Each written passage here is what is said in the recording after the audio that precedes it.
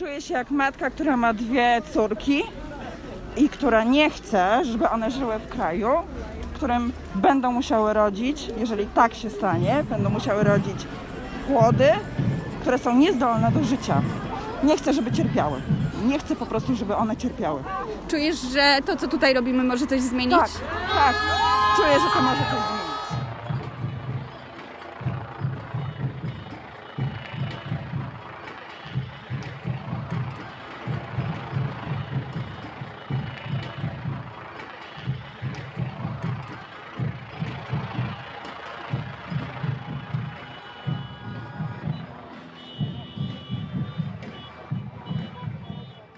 Pamiętam w 2020 roku, że to się zaczęło jak był mega lockdown i że w ogóle nawet nie można było wyjść na ulicę przecież na początku.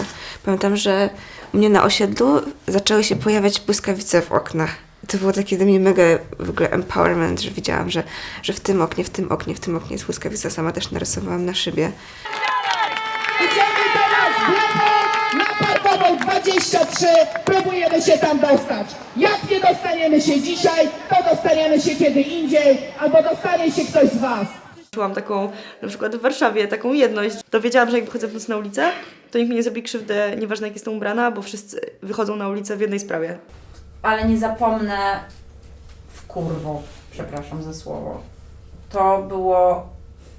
Ludziom się to nie mieściło w głowie po prostu i to było czuć. Taki pełny, taki, że miałam poczucie, każda komórka mnie mówi, musisz tam być, chcesz tam być, jesteś tam i po prostu jak trzeba będzie, nie wiem, wejść do Ministerstwa Zdrowia i się tam przykuć, to tam będziesz. Chodząc na te strajki, to też jakby nie myślałam tylko o sobie, tylko też patrzyłam z perspektywy mojej siostry, że jednak te prawa też dotyczą jej.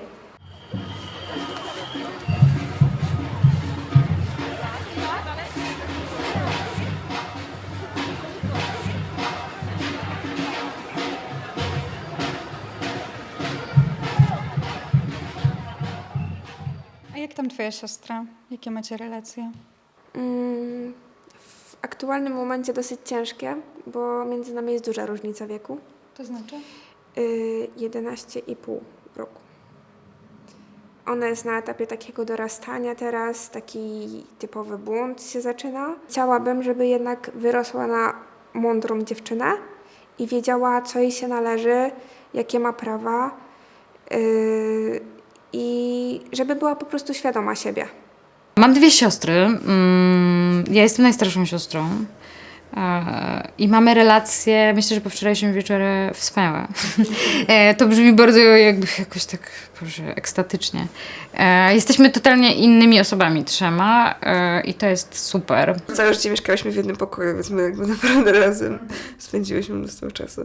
Z moją siostrą mówimy o tym, że chciałybyśmy założyć klinikę aborcyjną, głównie właśnie nakierowaną na osoby z Polski, żeby mogły przyjeżdżać na aborcję.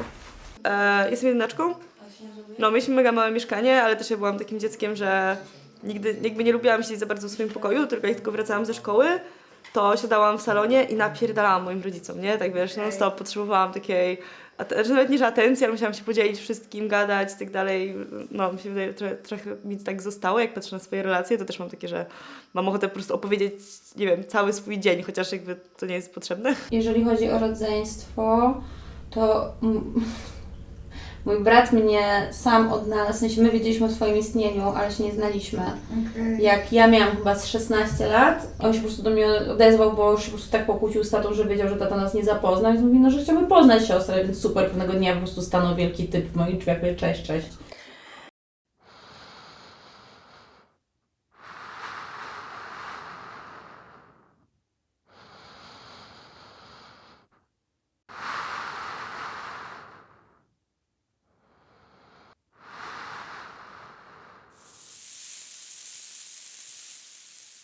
A jaki macie kontakt z mamą? Mama nie żyje. Okay. Ale nasz tata nas bardzo wspiera w naszej działalności, również aktywistycznej. Mój tata nie żyje 3 lata, ale był bardziej osobą wycofaną. Moim zdaniem tam były też jakieś kwestie związane na pewno z neuroróżnorodnością, ale dzisiaj to wiem. 20 lat temu to myślałam, że po prostu jest introwertykiem, który jest trochę dziwny i lubi malować po ścianach, bo mój tata kochał, no był takim połączeniem trochę Kandińskiego z Basquiatem. W sensie no po prostu już w pewnym momencie, jak moi rodzice się rozstawali, byli w separacji, no to on miał swój osobny pokój i nie, że miał płótna, czy w ogóle malował gdzieś, tylko malował po ścianach. Aczkolwiek to nie było, wiecie, w kierunku, to było świadome, nie? W sensie nic się nie wydarzało takiego, że Jezu, on to robił w szale, nie? Czy w jakimś afekcie, tylko świadomie malował. Czasami zdarzało się tak, że jakiś framuga miała kolory, nie? Różne w kuchni. Jedynym naszym kontaktem to było raczej pytanie, a jak tam w szkole? I w momencie, kiedy zaczynasz opowiadać, on już wychodził w trakcie. Moim zdaniem mógł zapominać, że zadał to pytanie. Dzisiaj tak na to patrzę. Kiedyś miałam poczucie, szczególnie jak rodzice się rozstawali, że o Jezu, tata nas na pewno nie kochał. Nie, to jest grube, nie? Takie powiedzenie tego. Natomiast nie ma dla mnie takiego balastu już teraz. Bo też o tym rozmawiałam na terapii i dzisiaj patrzę na to tak, kurczę, może coś tam było takiego genetycznego i rodzinnego, że on po prostu nie kumał też tych zasad, nie? No bo zapytałam już o twojego tatę, ale nadal mnie to ciekawi. Kim on jest w waszym domu? Jakie są wasze relacje? Są na pewno lepsze niż z mamą, aczkolwiek też nie rozmawiam z nim na jakieś tam prywatne tematy, a on jest takim typowym facetem, że przychodzi po pracy do domu, ma podany obiad. No, 3 kobiety w domu to uważa, że on już nic nie musi robić, nie musi sprzątać, nie musi pomagać, że no, my się możemy tym zająć. Tata, jako że jest żołnierzem, to sam nie może brać udziału w protestach, ale zawsze nas wspiera i tylko jedno co mówi, to uważajcie na siebie i żebyśmy dały znać, jak wrócimy, czy wszystko jest w porządku. No, raczej się tak na ojcu wzorowałam, przez to, że on właśnie był zawsze taki stateczny i był taki, no nie wiem, powiedzmy, że jak stawiali mi granice rodzice, to mój ojciec postawił granicę daną i jak przekroczyłam, to miałam przesrane, że chyba raz się zdarzyło, że przekroczyłam jakąś granicę i faktycznie pamiętam, że mieliśmy taką ciężką dyskusję o zaufaniu. I też miałam, jak byłam młodsza, że cokolwiek by się nie wydarzyło, to mogłabym z moim ojcem poruszyć ten temat. A na przykład z moją mamą mogłam to naginać, przez co czułam, że jakby nie czułam też takiego oparcia w niej, bo wiedziałam, że jest taka bardziej płynna. I czy moja mama jest autorytarna? Może, ale czy moja mama jest silna? Tak. Nie, że jakby też obserwowanie tego, dobra, potrzebujesz pieniędzy, przelewam. Przelewam ci, to są tylko pieniądze, nie? I że na pewno takie podejście też jakoś udało mi się na zasadzie nie tyle, że ona właśnie to mówiła teoretycznie, o Boże, kobiety powinny być niezależne, ale była zależna, tylko po prostu ja to widziałam, że tak jest, nie? Że ona to robi rzeczy, nie musi o nich mówić, tylko je robi. Moja mama w pewnym momencie, jak siostra miała bodajże 2 latka, może nawet niecałe, wyjechała za granicę na pół roku. I mój tata pracował, a ja zostałam z nią sama. Z siostrą musiałam się nią zajmować, bo chodziła do przedszkola, ale też dużo nie chodziła, no bo chorowała. I ja w tamtym momencie przerwałam w ogóle naukę w liceum, żeby zająć się siostrą bardziej. To jakie masz relacje z mamą? Ciężkie, bardzo ciężkie. W ogóle się nie rozumiemy. Ona żyje w sumie w swoim świecie, takim bardziej zamkniętym. Ja w swoim nie rozmawiamy na wiele tematów, bo zazwyczaj jest to typu posprzątaj, poucz się, zajmij się siostrą, idź gdzieś, zrób zakupy. A żeby tak rozmawiać prywatnie bardziej, no to tego nie ma. Ja nie utrzymuję teraz z moją matką kontaktu. Pomogła mi w tym terapia, bo miałam taki mocny, jakby jakąś taki presję społeczną, że muszę z tą matką obcować i być z nią i że jestem jej coś dłużna. No nie wiem, zwał jak zwał. I dopiero terapia mi pokazała, że ja nie muszę. W sensie to było bardzo trudne, bo to jest takie bardzo kontrkulturowe, w sensie, że kulturowo wykluczenie.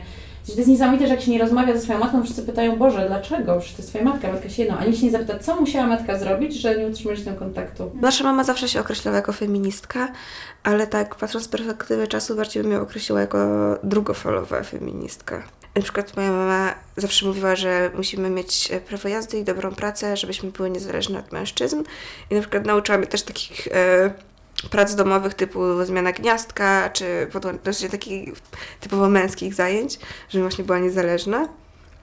babcia. Nie wiem, mi się kojarzy po prostu taka kobieta swoich czasów trochę. O, nie bije, to spoko, nie? Że to jest jakby co więcej. Ja nie jem mięsa. Jak jeszcze miałam kontakt z moją matką i z moją babcią, no i co ty Patrykowi kotleta nie zrobisz? To on cię zostawi. Cytat. Drugi cytat. Moja matka, jak już niestety miała chyba kryzys taki bardziej emocjonalny, dzwoniła do Patryka z bardzo dziwnymi telefonami i powiedziała, że no Ania przytyła. Na pewno już ci się nie podoba, zostawisz ją. Więc wiecie, tam... nie może być za gruba. Nie może być za gruba. Nie, w ogóle kobiety... Moja mama, i teraz jeszcze uwaga, to ja w ogóle nie wiem, jak mi się udało uchować w ogóle przed tym. Chyba po prostu dzięki terapii polecam po prostu. Sobie poproszę taki napis na dole, sponsor. Zadzwoń. I zadzwoń na terapię. Moja mama powtarzała mi bardzo często takie rzeczy jak, i to było naprawdę kawał gówna do przepracowania później przeze mnie. Nigdy nie pokazuj się mężczyźnie bez makijażu. Więc ja do 25 roku życia, nawet po ziemniaki, chodziłam malowana. Grube. To jest grube. Tak. Plus te wszystkie takie chamskie teksty, żeby być idealną kobietą, to musisz być kucharką w kuchni, przyjaciółką w domu i kurwą w łóżku. To też moja mama mi tu powiedziała. Kobieta kobiecie. Więc uważam, że jest to okropne i bardzo dużo mnie to kosztowało i bardzo dużo tutaj zawdzięczam, teraz się popłaczę, paradoksalnie moim partnerom. Dzięki temu, że w długofalowych związkach trafiłam na wspaniałych partnerów, teraz mam najwspanialszego, ale miałam takie 3 poważne związki i zawsze to były związki oparte na pełnej akceptacji i otwartości, to oni mi pomogli przepracować te rzeczy tak naprawdę. W każdym razie babcia właśnie tak, dużo tej pracy wykonywała takiej, kanapeczki rano muszą być, otwierasz szufladę, są kanapeczki gotowe, a ja już idę sobie tam na pole coś pograbić, bo mieszkałyśmy wtedy w tym momencie na wsi z siostrą młodszą, a że moi rodzice też uważam, że byli pracocholikami i często ich nie było, no to jakby tam z babcią były jakieś gry i zabawy. Natomiast babcia, poza kilkoma zdaniami, których do dziś nie rozumiem, które uważam, że są seksistowskie, ale w sumie nie wiem, o co w nich chodzi. Na przykład krew nie woda, majtki nie pokrzywy. Nie mam pojęcia, co to znaczy. Może ktoś z was usłyszał to. Moja babcia mówiła coś takiego nonszalancko, jak wracałam na przykład za późno do domu. No, krew nie woda, majtki nie pokrzywy. I miała takie swoje właśnie rzeczy, niby nic, bo tam nie było awantury. No dobra, miałaś być o 22, masz 13 lat, byłaś o 23. Tylko jakiś komentarz taki. To poza takimi komentarzami raczej jakby też nie miałam takiego poczucia, że poza tym, że fajnie było być grzeczną dziewczynką, no ale to wiadomo, to też mam poczucie, że to jest taki refren stały wielu dziewczyn wychowywanych, socjalizowanych, nie, do jakby bycia dziewczynami i kobietami. Ja i tak jakby miałam na tyle jakby jakiś wewnętrzny wektor, że dobra, idę na drzewo, nie? W sensie idę do sadu, połażę sobie po drzewach. Ale jakoś od momentu, jak się właśnie wyprowadziłyśmy do Warszawy z siostrą i zaczęłyśmy działać bardziej aktywistycznie i feministycznie, no to babcia jakby coraz mniej była z nas dumna. I że moja własna babcia myślę, że się wstydzi tej mojej działalności, mojej siostry i nam powiedziała, że aborcja to jest... A jakkolwiek o tym rozmawiałyście już wcześniej? Tak.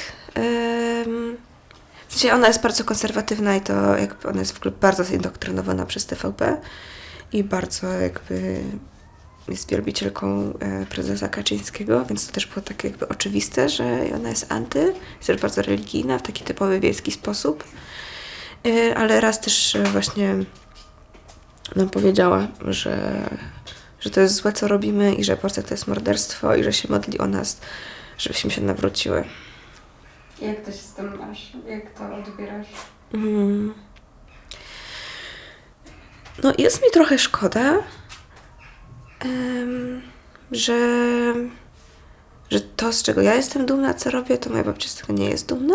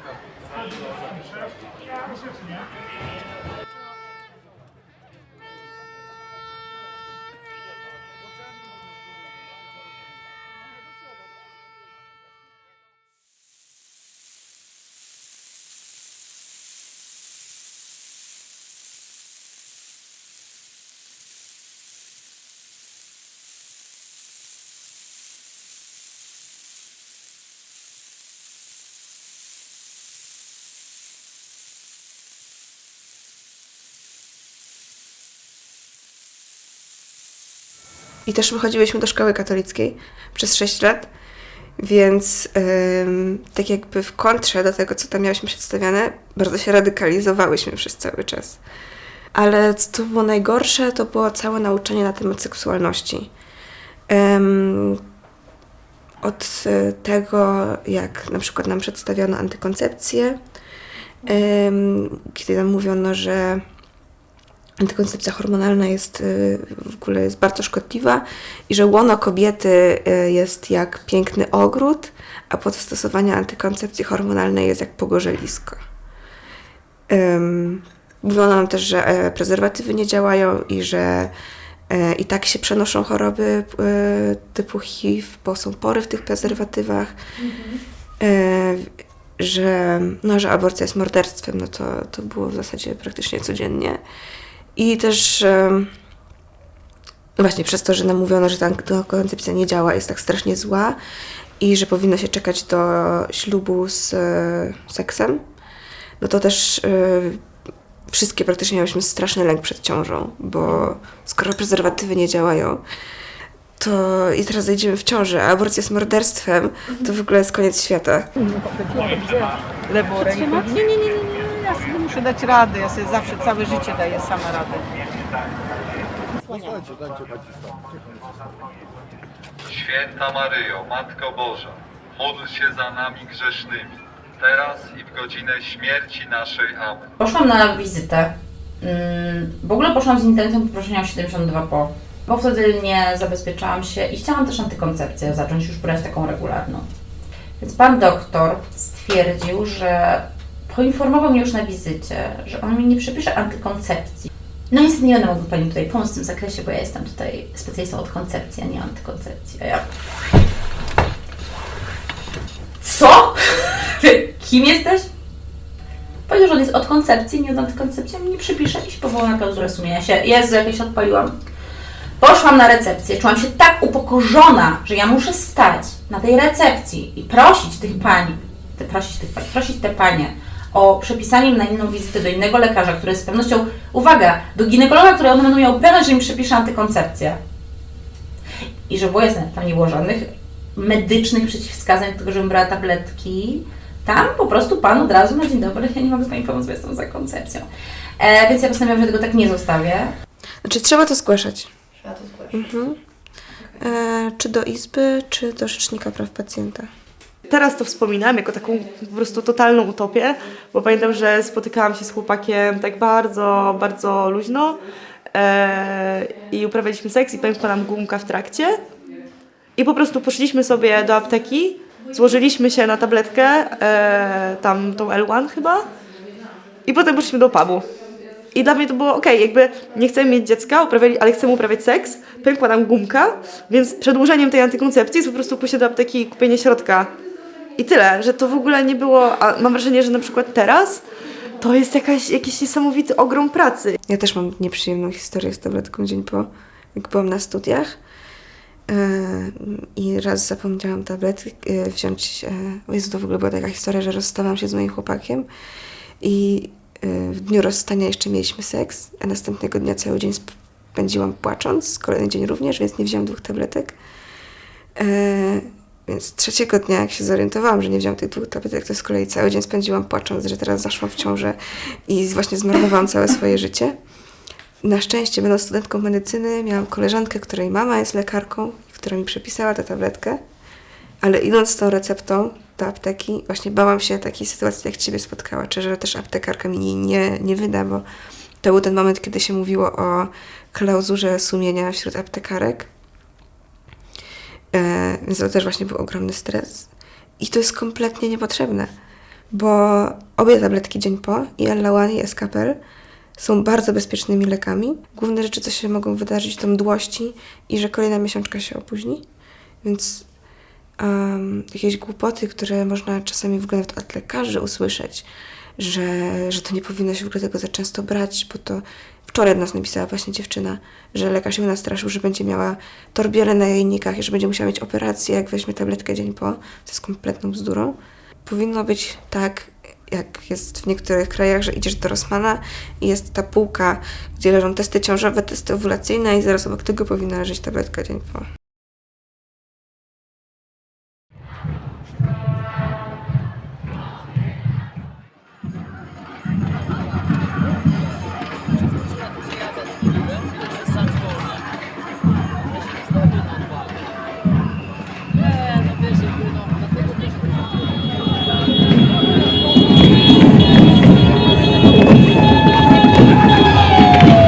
Uwaga!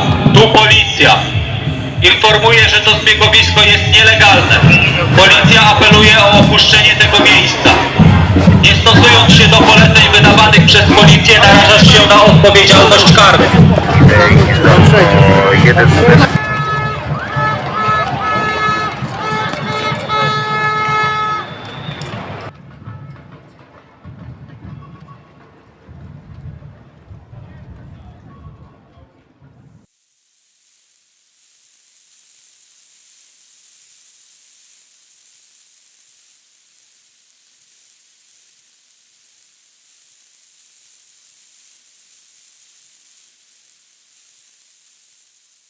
U mnie w szpitalu ja jestem jakby najmłodsza, stażem, więc to ja robię aborcję, bo to jest po prostu proste i nie trzeba do tego specjalisty, żeby to zrobić. Aborcja chirurgiczna, a jeszcze prostsza jest aborcja farmakologiczna, którą osoba może zrobić sama w domu. Więc to po prostu, to jest po prostu zwykły zabieg. Sam zabieg wygląda tak, że łapie się szyjkę macicy tak zwanym kulociągiem, to są takie szczypce, którymi się trzyma tą szyjkę macicy, żeby ona była w jednym miejscu. Rozszerza się kanał szyjki macicy takimi specjalnymi sztywtami i wkłada się rurkę od ssaka i się po prostu odsysa tą ciążę. Potem sprawdzamy jeszcze w USG, czy na pewno wszystko wyszło i pacjentka się budzi i idzie do sali tak zwanej wybudzeniowej i po kilku godzinach wraca do domu. A jakie kobiety do Ciebie przychodzą? Jak obserwujesz to? Różne. Są młode kobiety, które, to akurat w sumie dość rzadko, których to jest pierwsza ciąża i po prostu dla nich to jest jeszcze nie ten moment, żeby urodzić dziecko i zakładać rodzinę. Najczęściej w sumie przychodzą kobiety w średnim wieku, które już mają rodzinę, męża, już jakby zakończyły swój etap rozmnażania się i na przykład są już myślały, że w ogóle już mają menopauzę, że już nie zajdą w ciążę, a tu nagle wpadka. Albo tak, miałam w ogóle raz pacjentkę, która była śpiewaczką operową, właśnie też tam miała 40 parę lat i właśnie myślała, że już nie zajdzie w ciążę, więc no ale poza tym ciąża by jej przeszkodziła w pracy, bo to zupełnie inaczej pracuje przepona i tak dalej. Więc przyszła na aborcję. Zdarzały się też pacjentki imigrantki, które one w ogóle często mają już dużo dzieci, 3, 4. I kolejna ciąża po prostu nie wchodzi w grę z powodów finansowych.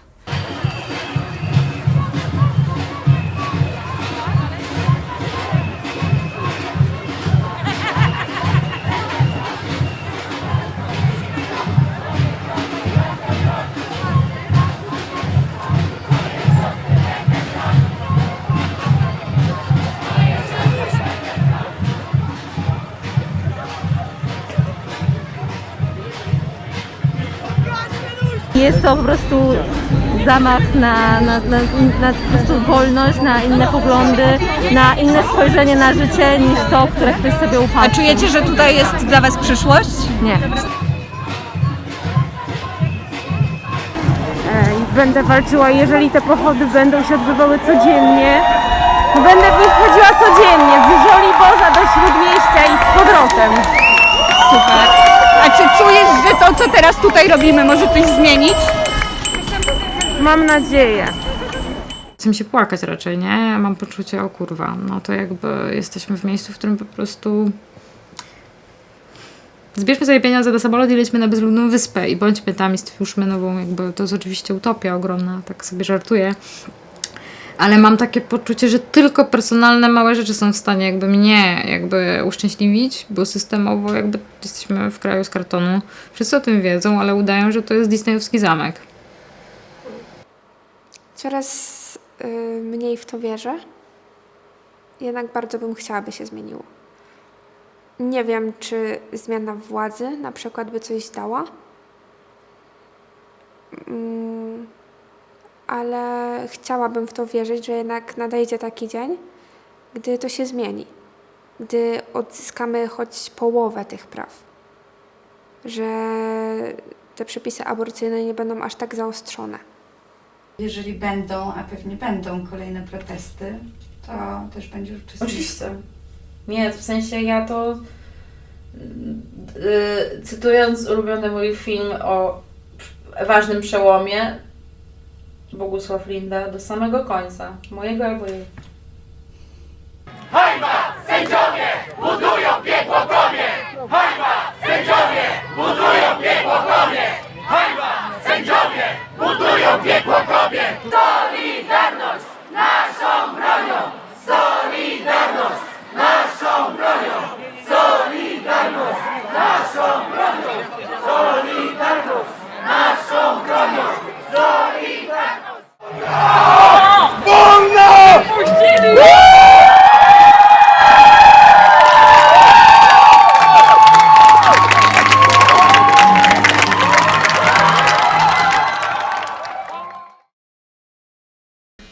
Chcesz nam opowiedzieć po prostu o swojej aborcji? Miałam traumę, bo byłam w szpitalu i miałam aborcję w Polsce, ale nie mam traumy po aborcji, bo jakoś żałuję, czy miałam jakieś takie myśli, czy coś. Nie miałam. Po prostu wiedziałam, że nie chcę mieć dziecka i nieważne, czy jestem w tej ciąży, czy nie, ja cały czas nie chcę mieć tego dziecka.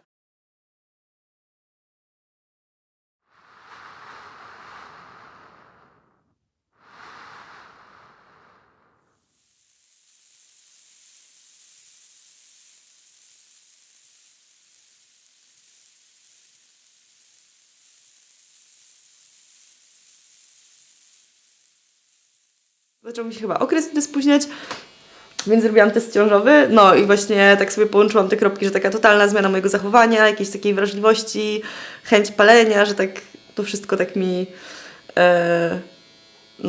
się zgrało. No i co? I właśnie wróciłam do domu, właśnie zrobiłam test ciążowy, pogadałam z mężem, jakby po prostu potwierdziliśmy swoje swoje podejście, że żadny z nas nie chce dziecka, na pewno nie teraz i po prostu trzeba zamówić tabletki. I byłam bardzo optymistycznie nastawiona, bo sobie pomyślałam, że to będzie trochę tak jak te tabletki dzień po. Że po prostu jakby wykrwawię się, że będzie to takie oczyszczenie macicy i tyle, jakby koniec tematu. No i pierwszego dnia wziąłam pierwszą tabletkę i drugiego dnia chyba tam się bierze 2 albo 4 tam do policzków. No i myślałam, że będzie tak jak pierwszego dnia, że po prostu czułam się dobrze i zaczęła się straszna jazda, bo przez parę godzin żygałam i srałam z bólu. Dosłownie dla mnie to było jakby okropne, jakby ktoś mnie tak wyżynał po prostu od środka. Więc mam nadzieję, że nigdy nie będę musiała już tego przeżywać znowu. I po paru dniach wracam z pracy i czuję, że coś mi leci po nodze. I patrzę, że po prostu jestem cała zakrwawiona.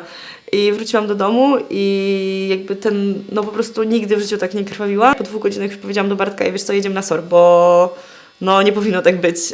I chyba czekałam tam do 23 na przyjęcie.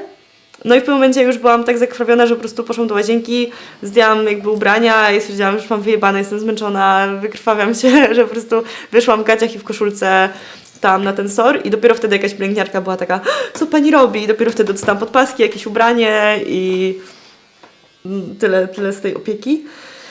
I jak przyjęli na oddział, to było bardzo nieprzyjemnie. No i jeden z lekarzy chciał wzywać policję, bo właśnie było podejrzenie, że to nie było poronienie samoistne. Rano usłyszałam, że będę miała łyżeczkowanie I tyle, i lekarz poszedł, więc musiałam sobie wygooglować, co to znaczy i w ogóle na czym to polega. I usłyszałam, że będę miała pełne znieczulenie, jak nigdy nie miałam pełnego znieczulenia i to była jedna z rzeczy, która mnie najbardziej na świecie przerażała.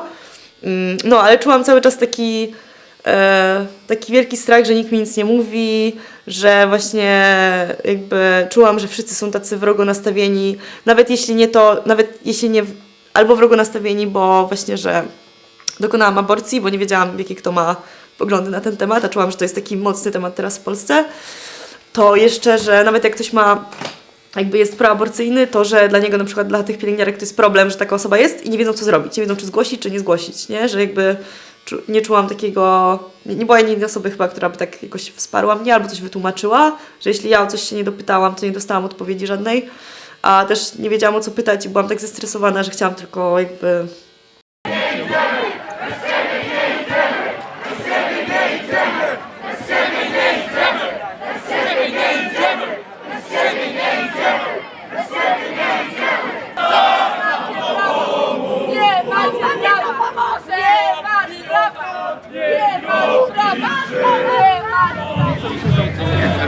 Pan przejdzie z tym.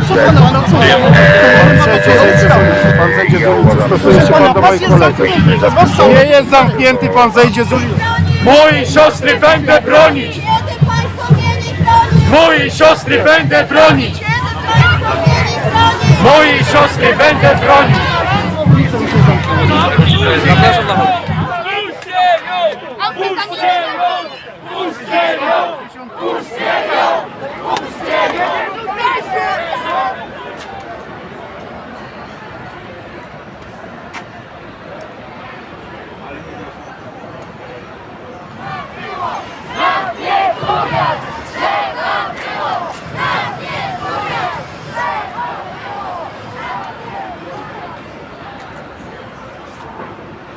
Co czujesz z tym, co się wydarzyło wczoraj?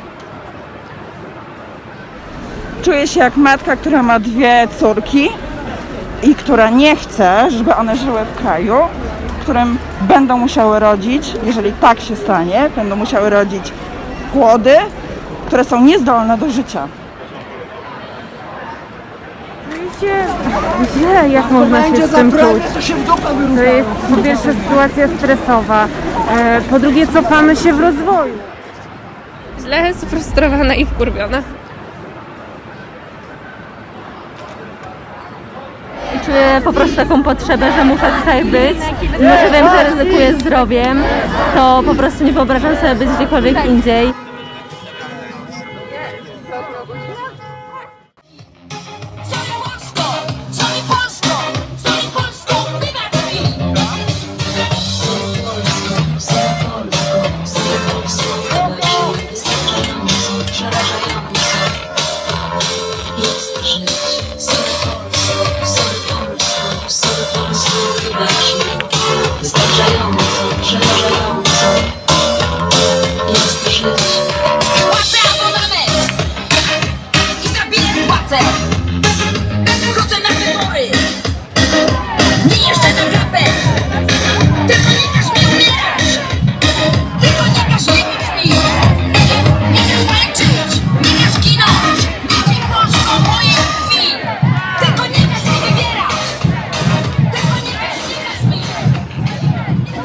No myślę, że jest mnóstwo osób, które mają taką historię jak ja, albo na przykład jeszcze nie mają pieniędzy na tabletkę, albo im tabletka nie przyszła, albo miały jeszcze bardziej chujowy szpital, albo mają jeszcze nie miały partnera wspierającego przy tym, albo ich rodzice są jeszcze bardziej negatywnie nastawieni niż moi, czy coś, że co, nie wiem, koszmar, że mi się wydaje, że i tak miałam bardzo komfortową sytuację.